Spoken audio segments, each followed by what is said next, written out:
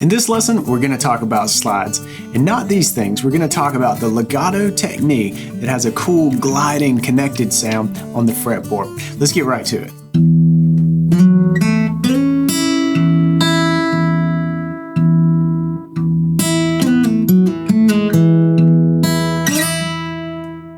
Sliding is a great technique that really doesn't take too much effort or time to nail perfectly. But the cool thing is that you're going to find yourself using it in a lot of different situations. And it really has that connected sort of vocal sound because you're able to kind of get a slurred sound, and that really works well in what we do as blues guitarists. But it's also a really useful way to connect different positions of the fretboard. We'll see that in action when we cover today's example, but first we got to talk about what really is a good slide. What does it sound like and how do you do it? So here are a few tips to get you on your way with slides. So the technique in a nutshell is really starting with one note and without removing your finger from the fretboard, shifting up to the second note or a target note. Just a single slide there, and that was ascending. You can certainly do the reverse by going down. And you're really listening for that connected sound. This is a legato technique, which means connected and sort of bound together. It's a real continuous effect that we're getting here. Okay, if you're new to sliding, just pick one note, just like this, and slide up and then down until you get the hang of it. And one thing that can trip you up is putting too much pressure or too little pressure on the fretboard. So a couple tips for you there. First of all, you need just the right amount of pressure. So that's going to be a different feel for each of us, really. But you're looking for something that just pinches down the string behind the fret. That's you're not mashing into the fretboards. That can actually cause notes to go sharp. So that's actually, hear that? So that's actually not good technique in general. What you want is just enough to pinch the string behind the fret and sound the correct pitch, and you should get a nice crystal clear note, something like this. And then you want to maintain that through the slide. What you don't want to do is play with too little pressure. You're not going to get a note, even the first note, or don't change the pressure through the slide because then you're going to get some nastiness like this, where you just kind of like start to get some creaky and sort of crackling, scratchy sounds. It's not what we're looking for. We want to hold that through. And you may hear the frets bump along the way, especially when you just get started, and that's okay. Maintain that pressure. Focus on that first. The reason that you're hearing that fret is that we're not continuously moving. We kind of stop along the way. And that's kind of natural when you're doing a slide at a very slow tempo. So if there's a lot of time between note 1 and note 2, you're going to get that fret bump. Okay? And that can actually be desirable in certain instances where you hear those frets.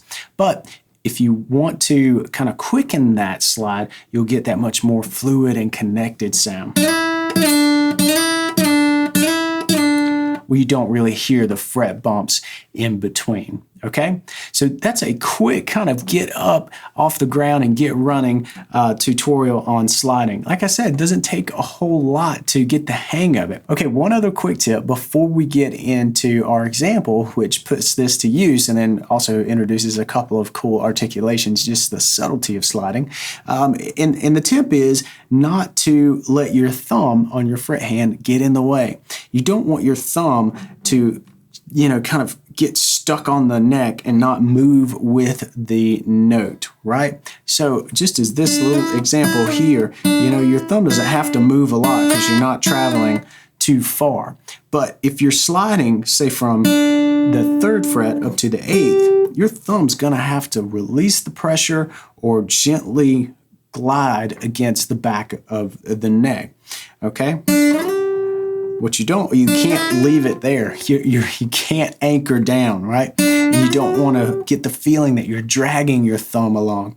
If you struggle with that and it's causing you to not get great slides, pick your thumb off the fretboard completely and practice the slides. Especially when you're doing these big position changes, you don't need it, okay?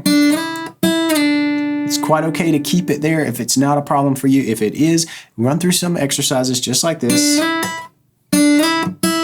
without the thumb at all, okay?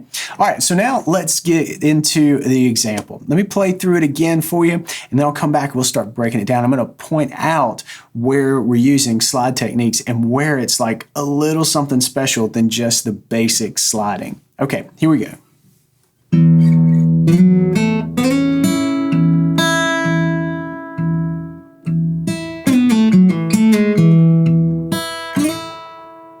All right, so we start this off.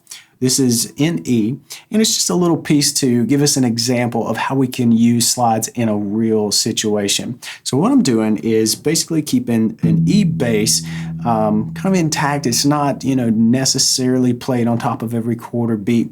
But what I am doing is hitting it for beat 1, and then for beat 2, I'm doing this. Actually, we're sliding, right? So instead of that hammer on, I'm sliding with the ring finger 2nd fret to the 4th fret. This is a good clean slide, not much different than what we were doing here, but you want to do it with the ring finger. Okay, so that sets you up to be in this position to play. And we're going to catch the A note on the 2nd fret of the 3rd string with the index finger. So nice and comfortable to slide with the 3rd finger, very common finger to slide with, from 2 to 4. And then hit that A note. Then we're going to move into another slide where we go from the 4th, this B note, up to the C sharp on the 3rd string. So from 4 to 6 before hitting the E on the 2nd string 5th fret. Then a pair of E's, the low octave, the high octave here. That's the first measure, but let's really talk about the sliding that's happening.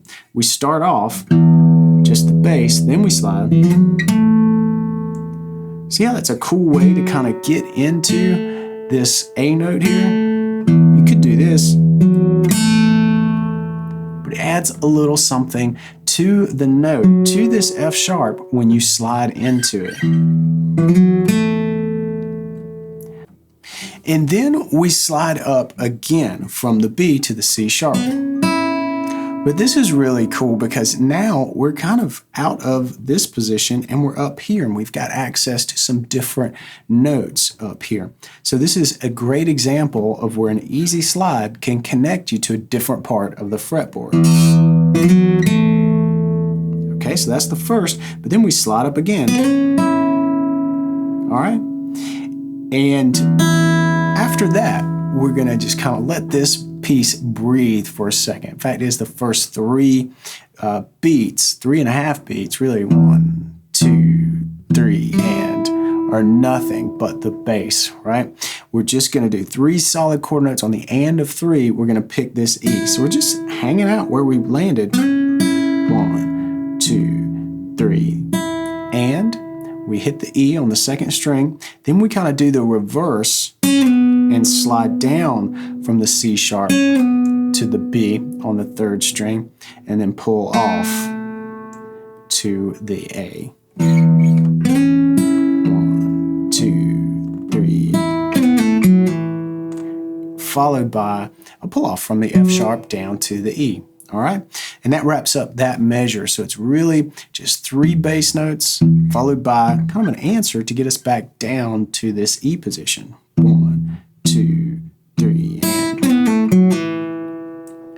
All right, and then we've got to finish that off. So the last measure, we're gonna kind of flatten out to catch the A note on the 3rd string 2nd fret, and then slide down. You do a lot of sliding with the 1st finger, meaning the index finger, and the 3rd finger or the ring finger, right? And this is a case of where we're sliding down with our 1st finger. Then hit the E before finally doing a pair of octaves and then sliding. So you could really get into your E chord shape here.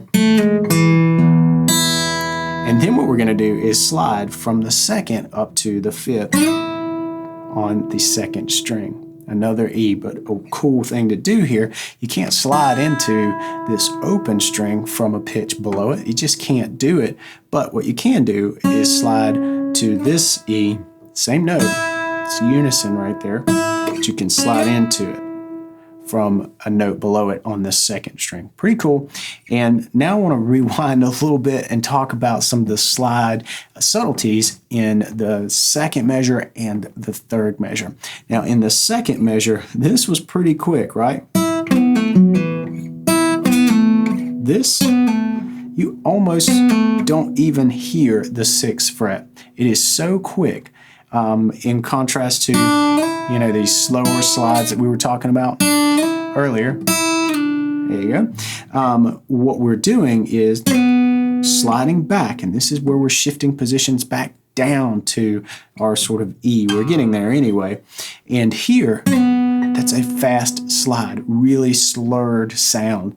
And you're going to hear that a lot in the blues. And so we're really targeting that B, but we don't even hang there for long because we're going to pull off to the A. It's one fluid motion, right? Slide, pull off. Legato, very connected. Almost sounds as if the frets aren't there. Before doing that pull off, F sharp to E. And then, as we said, this slide, and this is more of that standard slide, if you will, where we're just hearing both notes. One fret slide here, descending.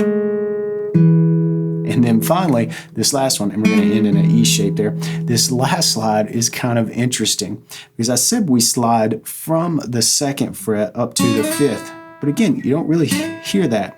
We did a quick slide. This is really something I call a slide in, but we really are sliding right into that note. And this one takes a little bit of a different technique, a different touch to get right than just sliding solidly. What I'm actually doing here is kind of putting my finger down as I'm moving.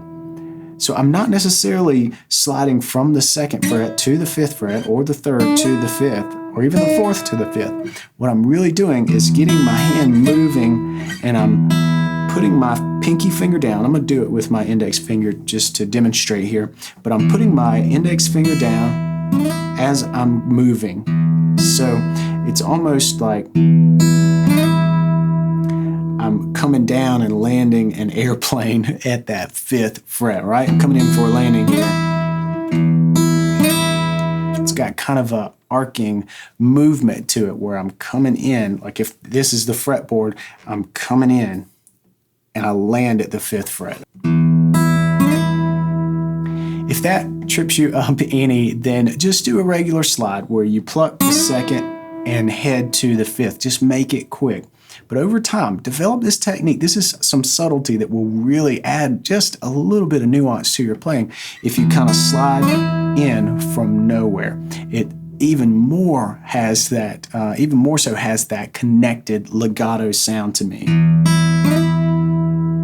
All right, so let's play through this. Pay attention to these slides now and really watch for where I'm using it as a device to shift up the neck, and then listen out for that last slide and kind of hear that landing effect and notice that you don't hear a full slide from fret to fret.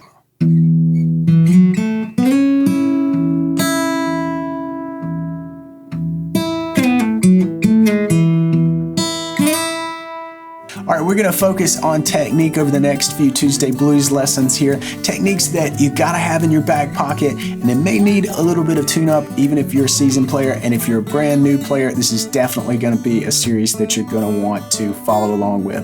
And to that effect, if you're not already subscribed, go ahead and hit that red subscribe button. Give this video a thumbs up if you dig it. Leave a comment down below. I love chatting and seeing what's on your mind. And come on back next Tuesday for another acoustic blues lesson. And until then, play on.